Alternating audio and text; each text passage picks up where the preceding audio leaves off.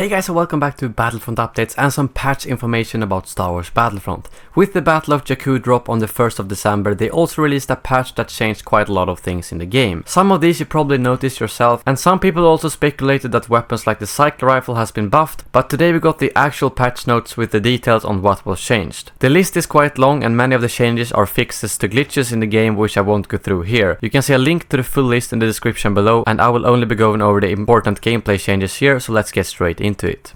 Firstly, we have some general improvements to the game that you might have noticed, such as the fact that there is now a pre-round thing where you can't move, which is really good as it lets everyone join the game before it starts, and it's also quite funny to see everyone spamming the emotes. They also added so that the chat is actually active during the post-game score screen, which is a nice addition as it was very frustrating when it just disappeared before. In terms of balancing the game modes, they have now changed so that on the Hoth map the Imperials can't control the 80-80 during the last uplink in Walker Assault, which makes sense considering the insane spawn killing that it caused before the patch. They also removed the TIE interceptors from the last uplink on Hoth as well as the Sullust map.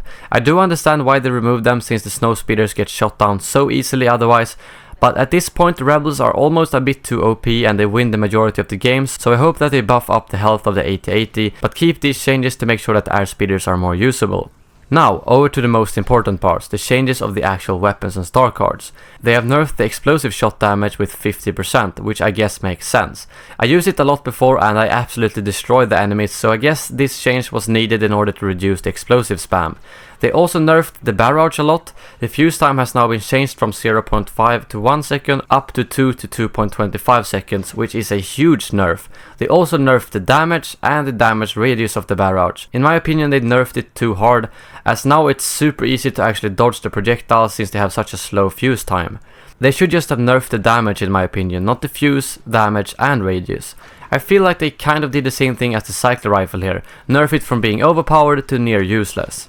They also nerfed the homing shot, but only the range of it from 200 meters to 160 meters, which is a very good nerf in my opinion, not too much but still enough to balance the game.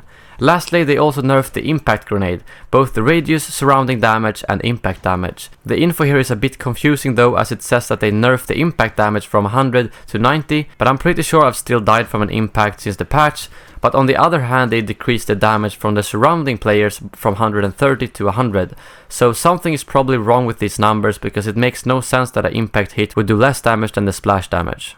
Anyways, that's all for this video, and as always, if any new patches or updates comes out, you can find a video about it right here on Battlefront Updates, so make sure to subscribe if you haven't already. I'll see you guys soon again, and as always, may the Force be with you.